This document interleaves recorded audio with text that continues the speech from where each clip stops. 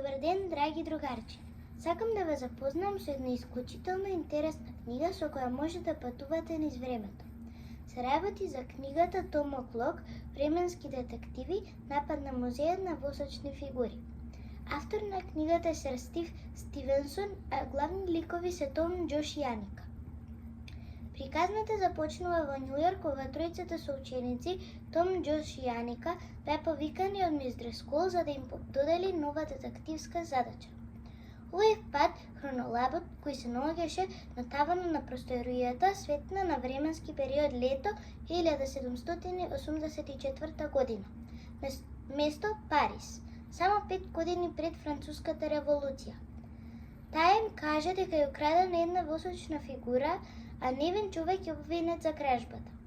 Подготвени и стилизирани за во Париз, преку тајната дупка на гардеробата запловија во минатото. Агентот чувар ги пречака и се упатија кон еден дуќан на кој пишуваше живите статуи на Филип Куртиус. Всушност, тоа навистина беше денес познатата мадам Тисо. Таа ги запозна дека статуата на војводката де Поластрон е украдена, а таа е блиска пријателка на француската владителка Марија Антонаета. Шефот на париската полиција веќе го уапсил Морис Патисон. Вистинскиот крадец треба да се открие до вечерниот прием во градините Тилери, во спротивно во опасност се и Мери и нејзиниот војко Филип, а и цела Франција. Тука започнува задачата на тројцата детективи кои мора да го ослободат невиниот Морис Патисон. Тие се упатија кон затворот и откако успеа да влезат и разговараа со него и тој ги запозна со дворските интриги.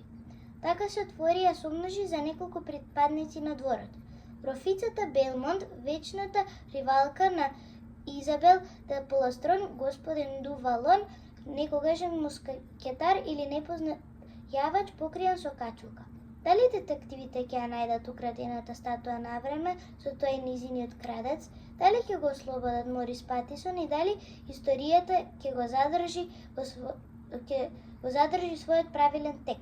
Ве поканувам да патувате низ времето со оваа прекрасна книга.